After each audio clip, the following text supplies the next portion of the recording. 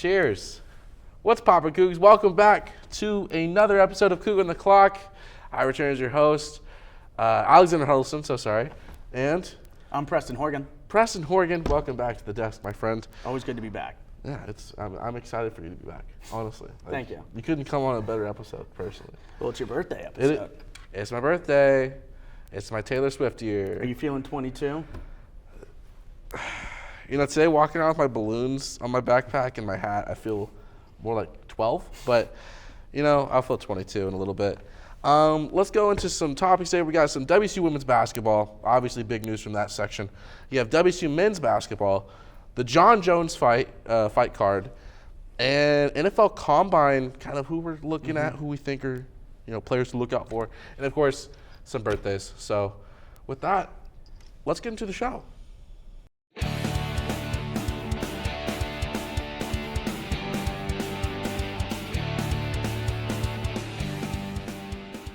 All right, first topic, WSU women's basketball won the Pac-12 championship over the weekend.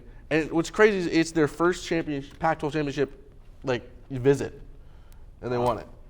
And first Pac-12 basketball title for men's and women's, too.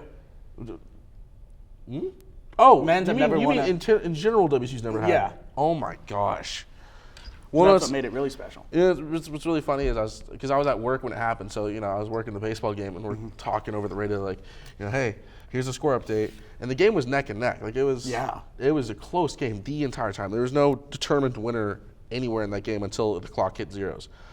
But I kind of made the joke. I was like, you know, it's kind of like probably one of our last chances to have the Pac-12 tournament championship because Pac-12 is, you know, dissolving. So, but no, 65-61 beat UCLA. Sorry, Damian. Charlie Sudger-Walker had 23 points, while Bella Maricatete had 21 points. So both of our top players at the top as usual. I'd also like to add that they made clutch free throws down the stretch, in which the game could have gone either way, but it put it out of reach for UCLA by the time the clock hit zero. No, it was a great game. I didn't get to watch it personally. I know, you know, because I was working. But I know I've seen plenty of highlights. I've seen actually Charlize got kind of the MVP, was most outstanding player of the Pac-12 tournament. I don't know what that is. So she got that award. I'm just going to call it the MVP for us personally. She's the MVP of the Pac-12 tournament, which that's huge for the school and for her. And she's just a junior. Yeah. We still have her next year. And we basically have the entire team next year. We only, I think, had 2 or 3 graduating seniors. And they were players coming off the bench. So, you know, we still have our basic starting lineup, which is fantastic. So that's really exciting going into next year. I mean, do you think there's a chance that they can repeat next year? I think there is. I mean, the core is coming back together again, but the real question for this team, I think, is how deep of a run can they make it in the NCAA women's tournament? Because they've gone, the last 2 years they were, you know, one and done. Can this momentum, you know, launch them in order, depending on who they play, can they make it to the 32 or maybe even the Sweet 16, which will be, depending on the right bracket they're in Seattle? Yeah.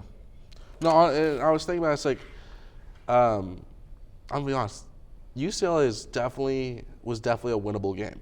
If we had to face Stanford, I don't know if the outcome would have been the same. No. I mean, Stanford, we know Stanford's a good team. Yeah. We've played them multiple times. They've beaten us multiple times.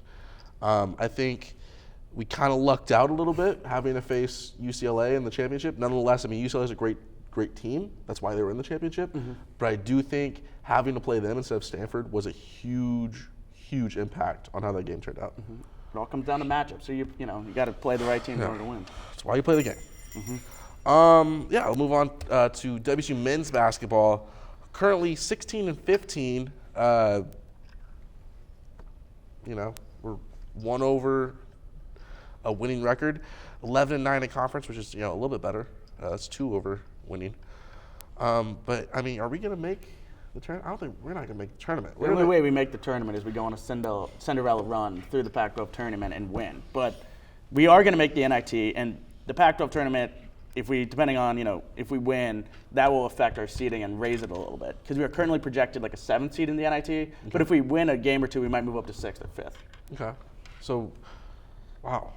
I mean, how wow would that be if we could win the Pac-12 tournament, both men's and women's? I mean, I think it's kind of a reach. Well, you want to hear something crazy? What's crazy? That I believe the quarterfinal, if we beat Cal and beat Oregon, we will most likely play UCLA. Dude, Again, that'd be sick. That'd be Can cool. lightning strike twice? That'd be sick. Dude, that would there'd be a curse of some sort. There'd be some sort of curse if we could beat UCLA in men's and women's. Like that's all I have to say. I mean we got TJ Bamba and Mo. I mean those are obviously our two main guys. TJ leading in points, Mo leading in rebounds, and Mo's right behind TJ in points. And you know I feel like the team has kind of did a turnaround late in the season. Late in the season, they kind of had a wake-up call, and they became a team that was beating or winning games that, you know, in the beginning of the season, you couldn't tell me they were going to win. Yeah. Which is wild because before the season, I thought the team that they are now was who we were going to start with. I thought that is where our talent was at. I feel like it just, you know, it took time to mesh. I think next season will be a lot bigger year.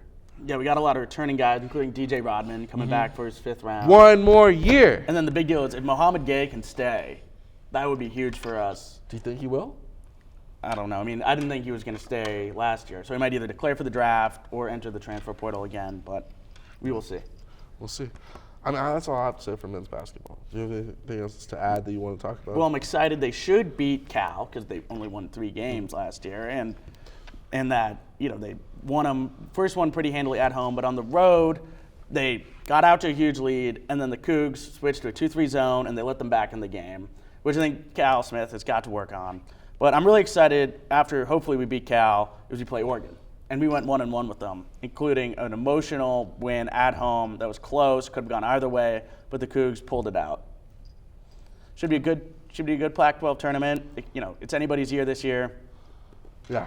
It's the Cougs year. Cougs year. By the way, hey Fanatics, can you make more championship shirts? Because I didn't buy one last night and they sold out. So on another note, please get the NL license for men's basketball jerseys as well. I think that would sell. That would be sick too. I think, you know, hey Nike, Oregon has enough. Can we get a little bit of love over here in the wheat fields? Sprinkle a little bit of that money. It'd be fantastic. On to our next topic. We're going to go into the John Jones fight card from Saturday. I think it was UFC 285? 285, yeah. 285. A lot of big names, but main 2 events. You had Shevchenko versus Grasso, which is it Grasso or Grasso? I think it's Grasso. Grasso, yeah. Grasso, who was fighting Shevchenko for the belt. Won in the 4th round with a submission, taking the belt from Shevchenko, so that was huge for her. But then into the main event, what we all paid for on the pay-per-view, or some of us pirated for the pay-per-view, the John Jones versus Cyril Gane fight. This is John Jones' first fight in 3 years. Yeah, and you moved up from light heavyweight to heavyweight, so we'd never seen him at this weight before. And he immediately just goes for the belt. Yeah, wins. 57 seconds submission. Scorpion. Fight wasn't even close. 8 total strikes by John Jones. Took him down twice. Took him down. There's 15 total strikes landed between the 2 of them. Wow. 15 total in 57 seconds. This was supposed to be this big event. Like I'm just imagining being at the fight. It's like, it's okay. Listen, this is gonna sound really bad. Not bad, but weird. You know, like when you go to you ever heard of the Kentucky Derby? Yes. Okay, so the Kentucky Derby is a famous horse race. For those who don't know. In Kentucky, I lived there for a little bit, it's a very big, it's like the Super Bowl of Kentucky. Like, people, other than the Louisville, Kentucky game, this is it. People wear, you know, the nicest clothes, the fanciest hats for literally like a 30-second race. And so that's what I'm thinking. It's like you go to this fight thinking it's going to be some, you know, just some haymakers being thrown, right? And it lasts 57 seconds, and for about 25 of those seconds, they're on the ground. Like, it's not even, I don't want to say it's not worth it, but it's just like. Every 12 seconds, Jones got kicked in the groin and had to stop immediately after they touched gloves, too. It's like, I don't understand how that. 35 years old, comes in and wins the vacant heavyweight belt. That is wild. 27-1 record now. Arguably one of the greatest combat sports athletes of all time, including boxing and other of those sports.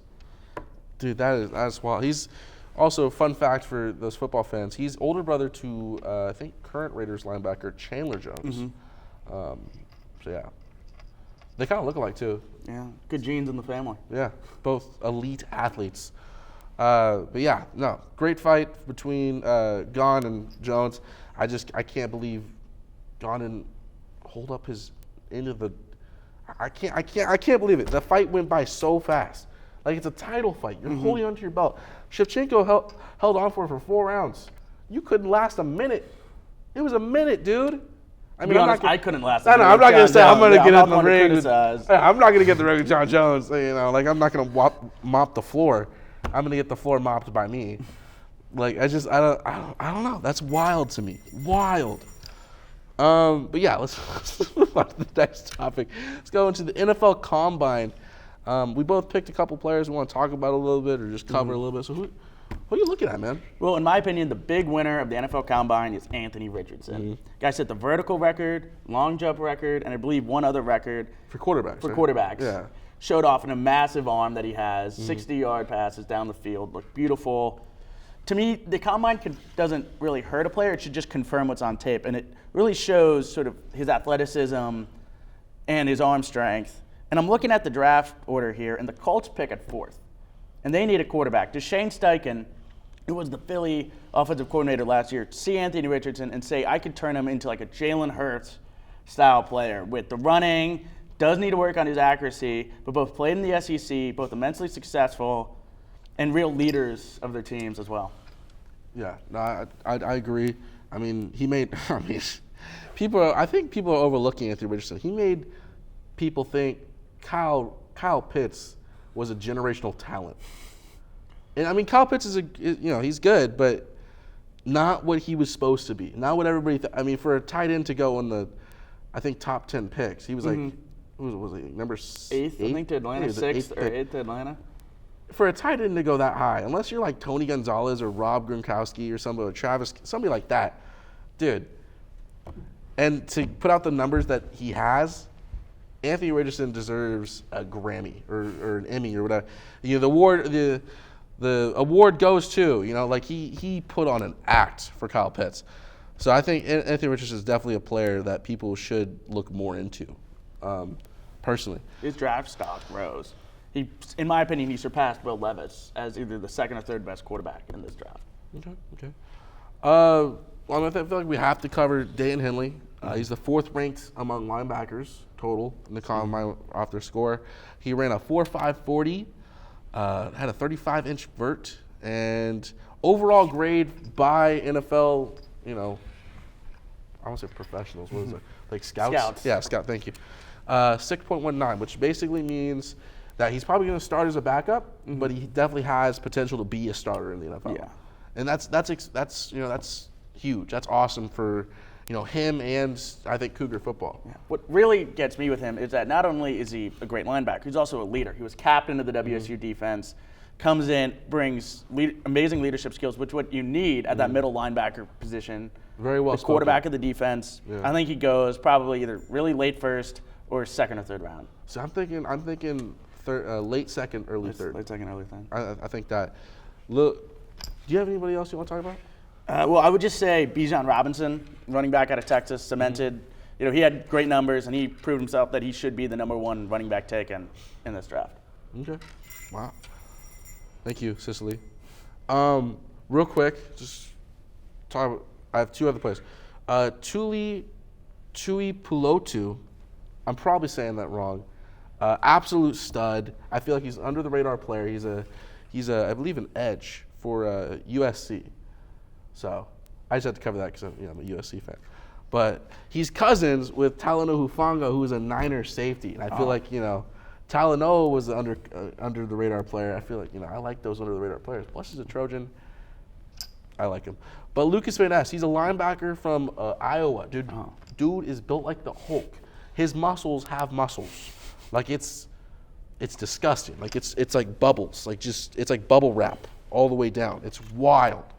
He's the 7th amongst edge rush. Oh, he's edge rusher, not linebacker. Ran a 4.5 40. Like, and I'm watching the combine. These dudes are running so fast. Yeah. And they're like, oh, he's a little slow. I'm like, dude, you can't outrun that. Like, if he's chasing you, you're dead. Like, it's wild. You have anybody else? Well, I would say another one is DJ Dale, a defensive tackle out of Alabama. He had a slow 40 time, and that really sort of Was that the guy who pulled? No, that wasn't the guy who pulled himself. But it really kind of confirms that not only did he have a slow 40 time, but slow getting off the start. And for a defensive tackle, you need to be fast off the gun. Right. And so that could hurt his stock around. And then, obviously, Bryce Young just confirms everything we knew about his frame and size. Yeah. I still think he's the first quarterback taken off the board. Whether I think the media helps that. Yeah. If either somebody trades up with the Texans with the Bears at 1, or goes number 2 to Texans. Now, do you think because of Richardson's performance at the Combine, do you think there's a chance that we could be surprised on draft day? I think his odds have skyrocketed up. Every week, his odds to be the number 1 overall pick keep improving. I think they're at plus 350 now, open at plus 10,000 at the end of the season. So it's draft day. Anything can happen. Yeah, true. Well said. All right, well, let's go into our birthdays. This is a little bit longer of a topic. I'm so sorry. Happy birthday to basketball legends, 2 of them. Is Matt Barnes? Happy birthday to Matt Barnes. Yeah. Is he a legend? I believe he did win a title. He's pretty good. Matt Barnes, happy birthday, Matt Barnes. Also, happy birthday to Kenny Smith. I think Eric said the Jet. I don't know basketball. Kenny the Jet Smith. Thank you so much. Won 2 titles with Houston in the mid-'90s with Olajuwon, and obviously is one of the desk anchors on NBA TNT with Shaq, Chuck, and Ernie. Yeah. Dude, he's 50, what is it, 57? Something like that. He's old. I didn't think he was that old. No, he looks pretty good. That's why. He looks great. Looks great. Well, yeah, happy birthday to you guys. Thank you so much for tuning in, guys. I am spacing. Oh, make sure you go follow us on our social medias, on Instagram at Wazzu Sports Network, on Twitter at Wazzu Sports Net, on TikTok at Wazzu Sports Network. Go to Cable 8 on YouTube, Cable 8 Productions. Watch all of our great content. I know a few more shows are coming out before spring break, as well as go to our merch store. We have some St. Patrick's Day merch coming out because I keep forgetting to upload it, so it's coming out soon for you 2 people that ever order from that store. So thank you so much. From Alexander Huddleston here at the desk, Preston Horgan. we'll see you guys next time, and go Cougs. Go Cougs.